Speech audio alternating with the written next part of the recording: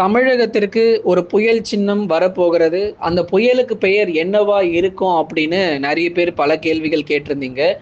ஏற்கனவே சக்தி புயல் பொறுத்தவரைக்கும் அரபிக்கடல் பகுதிகள்ல உருவாகி, அது வலுப்பெற்று புயல் சின்னமா மாறி, அதுக்கப்புறம் அங்கேயே வலுவிழந்து போனத பார்த்தோம். அது உருவாகும் போதே நம்ம சொல்லியிருந்தோம், சக்தி புயலுக்கும் தமிழ்நாட்டுக்கும் சம்பந்தமே இல்லங்க. அது ஒரு பக்கம் உருவாகும், அங்கேயே கரைஞ்சு போயிரும் அப்படிங்கிற தகவல் எல்லாமே நம்ம தெளிவா சொல்லியிருந்தோம். அதே போல தான் புயலா மாறினாலும், அது மறுபடியும் திசை மாறி இந்தியா பக்கம் வருவது போல இருந்தாலும், கடைசியில எதுவுமே நடக்கல அப்படிங்கிறது தான் உண்மை. கடல் பகுதியிலேயே அது வலுவிழந்து அப்படியே கரைஞ்சு போச்சு. ஆனா இன்னொரு புயல் சின்னம் உருவானால் அதற்கு பெயர் மாந்தா புயல் என்று வைக்கப்படும். இந்த புயல் பொறுத்தவரைக்கும் வங்கக்கடல் பகுதிகள்ல உருவாச்சு அப்படின்னா, கண்டிப்பா அது தமிழ்நாட்டுல அதிகப்படியாக கரைய கடப்பதற்கான வாய்ப்பு இருக்கும். ஏன் அப்படின்னா, வடகிழக்கு பருவமழை இன்னும் கொஞ்ச நாள்ல தொடங்க போகுது. அதே மாரி புயல் சின்னங்கள் எல்லாருமே ஆர்வமா எதிர்பார்க்கிறது, எப்பொழுது புயல் ஏதாவது வருமா? வலுவான புயல் ஏதாவது வருமா? அப்படிங்கிற இந்த கேள்விகள் தான் அதிகமான பேர்கிட்ட போயிட்டுருக்கு. அதனால தான் அத தெளிவுபடுத்துறதுக்காக இப்போ இந்த வானிலை அறிக்கைய நம்ம சொல்லியிருக்கிறோம். தயவு செஞ்சு கடைசி வரைக்கும் நீங்க வானிலை அறிக்கைய கேட்டா மட்டும் தான், இந்த புயல் பத்தின தகவல் அதிகமா தெரிஞ்சுக்க முடியும். எப்போ வரும்? எங்க கரைய கடக்கும்? அப்படிங்கிற தகவல நம்ம மிக தெளிவா நம்ம பார்க்க போகிறோம். முன்கூட்டியே தகவல் எல்லாமே உங்களுக்கு நம்ம அறிவிக்கப்பட்டு வருது. நாளைக்கு மழை வருதுன்னா, இன்னைக்கு அவசர அவசரமாக சொல்றதுனால எந்த பயனும் கிடையாது. அதனால எந்த அளவுக்கு நம்ம முன்கூட்டியே நம்ம துல்லியமாக கணிக்கிறோமோ, அந்த அளவுக்கு நம்ம நெறைய பேர் பாதுகாப்பாக இருக்க முடியும். ஆகவே தொடர்ந்து கடைசி வரை வானிலை அறிக்கை கேளுங்க. நம்ம ஸ்க்ரீன்ல பார்த்தீங்கன்னா, நெறைய ப்ராடக்ட்ஸ் நம்ம டிஸ்ப்ளே பண்ணியிருப்போம். பெஸ்ட் ஆஃபர்ல, பெஸ்ட் டிஸ்கவுண்ட்ல சேல் ஆயிட்டு இருக்கு. சிறந்த சலுகையோட நம்ம சேனல் மூலியமா வாங்குறவங்களுக்கு பெஸ்ட் டிஸ்கவுண்ட்டுமே இருக்குங்க. மறக்காம வாங்கி பயன்பெறுங்க. மழை காலங்கள் மற்றும் வீட்டிற்கு தேவையான எல்லா பொருட்களுமே விற்பனை செய்யப்பட்டு வருது. தமிழகத்தில் நாளுக்கு நாள் கனமழையினுடைய தீவிரம் பொறுத்தவரைக்கும் அதிகமாயிட்டே தாங்க இருக்கு. எல்லா இடத்துலயும் சென்னையில ஆரம்பித்து கன்னியாகுமரி வரை இருக்கக்கூடிய நிறைய மாவட்டங்கள்ல பரவலாக அங்கொன்றும் இங்கொன்றுமாக மழை தொடர்ந்து பதிவாகிட்டே இருக்கு. கடந்த 48 மணி நேரத்துல மட்டுமே நிறைய மாவட்டத்துல 10 சென்டிமீட்டருக்கும் மேலாகவும் நமக்கு மழை பொழிவு அப்படிங்கிறது தீவிரமாகி இருக்கு. பாருங்க, ஒரு வடகிழக்கு பருவமழை வர்றதுக்கு முன்னாடியே இந்த அளவுக்கு மழை பதிவாகிட்டு இருக்கு அப்படின்னா, பருவமழை தொடங்கிய பிறகு எந்த அளவுக்கு மழையினுடைய தீவிரம் இருக்கும் அப்படிங்கிறத கொஞ்சம் யோசிக்கணும். ஏன்னா இந்த பருவமழை ஆரம்பிக்கிறதுக்கு முன்பதாகவே இந்த அக்டோபர் முதல் வாரத்துல கனமழை புரட்டி போட்டு வருது. மழை வேண்டாம், மழை எங்களுக்கு போதும் அப்படின்னு சொல்ற அளவுக்கு ஒரு சில மாவட்டங்கள்ல கூடுதல் மழையும் தொடர்ந்து பதிவாகிட்டே இருக்கு. நிச்சயமா இனி வரும் நாட்கள்ல மழை எப்படி இருக்கும் அப்படிங்கிறத பார்க்கலாம். அக்டோபர் 18ஆம் தேதி முதல் 20ஆம் தேதிக்குள் வடகிழக்கு பருவமழை கண்டிப்பா தொடங்கிரும். அதுல 18ஆம் தேதியே முழுமையாக அந்த காற்றுடைய திசை பொறுத்த வரைக்கும் மாறுவதற்கான வாய்ப்பு இருக்கு. வங்கக்கடல்ல இருந்து அந்த காற்றுடைய திசை பொறுத்த வரைக்கும் அக்டோபர் 16ல கொஞ்சம் கொஞ்சமா அப்படியே மாற ஆரம்பிக்கும். அப்புறம் 17ல 70% மாறி இருக்கும். 18-19ல முழுமையாக அந்த வங்கக்கடல் பகுதியிலிருந்து நேரடியாக வடகிழக்கு பருவக்காற்று பொறுத்த வரைக்கும் தமிழ்நாட்டில் வீச ஆரம்பிச்சு அக்டோபர் 20, 21, 22 தேதிகளில் மிதமான மழை பொழிவும் ஓரிரு இடங்களில் கனமழைக்கான வாய்ப்பும் கணிசமாக எதிர்பார்க்க முடியும். ஆகவே தீபாவளி நாட்களில் முழுமையாக வெயில் கிடைக்குமா அப்படின்னா அது மிகப்பெரிய ஒரு சந்தேகம்தான். ஏன்னா முழுமையாக காலை 6 மணியிலிருந்து அப்படியே மாலை 4 மணி வரைக்கும் சூரியன் பிரகாசிக்காது. நிச்சயமாக மழை பொழிவும் கொஞ்சம் சேர்ந்து வரும். பகலில் கொஞ்சம் வெயில் வரலாம். தீபாவளி அப்போ 11 மணி, அதாவது காலை 11 மணிலேருந்து மதியம் 2 மணி வரைக்கும் ஓரளவுக்கு நமக்கு வெயில் பார்க்க முடியும். ஆனால் அதிகாலை நேரங்கள், காலை நேரங்களில் கணிசமாக நமக்கு மழைக்கான வாய்ப்பும் கொஞ்சம் இருக்குது. தீபாவளி அப்போது காலை நேரங்கள் 7 மணி 8 மணி போல் பரவலாக மிதமான மழையும் கடலோர பகுதிகளில் பதிவாக போகுது. மாலை இரவிலும் கணிசமாக நமக்கு மழை வாய்ப்புகள் அங்கொன்றும் இங்கொன்றுமா இருக்கும்.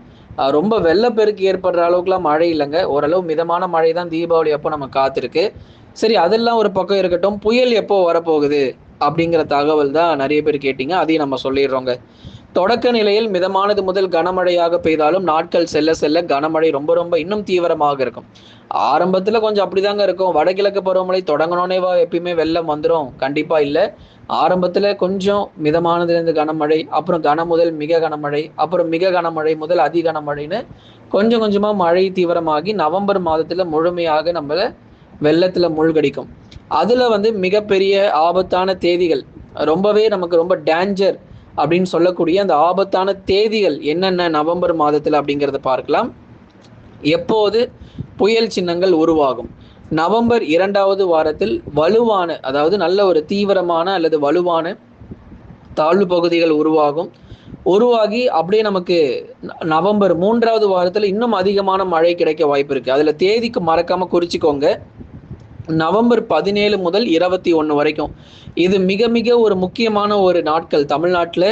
இந்த நாள் நமக்கு ரொம்ப ஒரு முக்கியமான ஒரு வாரமாக, நவம்பர் மாதத்தினுடைய முக்கியமான ஒரு வாரமாக இந்த வாரத்தை நம்ம பார்க்கிறோம். ஏன்னா நமக்கு வலுவான தாழ்வு பகுதிகள் இந்த நாட்களில் தான் நமக்கு உருவாக போகுது. நவம்பர் 17ஆம் தேதி முதல் 21ஆம் தேதி வரை இருக்கக்கூடிய காலகட்டங்களில் தமிழ்நாடு வெள்ளத்தில் மிதக்கும். அப்போ எப்போதாங்க நமக்கு ரொம்ப மோசமான அதி கனமழை, ரெட் அலர்ட்லாம் கொடுப்பாங்களா? அந்த மாதிரிலாம் சிவப்பு எச்சரிக்கை மற்றும் அதி கனமழை, ரெட் அலர்ட்லாம் இருக்குமா? கண்டிப்பாக இருக்கும். ஆனால் அது உடனே இருக்காது. எந்த நாட்களில் இருக்கும் அப்படிங்கிறத இப்போ நம்ம பார்த்துட்டு இருக்கிறோம். நவம்பர் 17லேருந்து 21 வரைக்கும் கொஞ்சம் மோசமான அல்லது தீவிரமான மழை பொழிவாக இருக்க போகுது.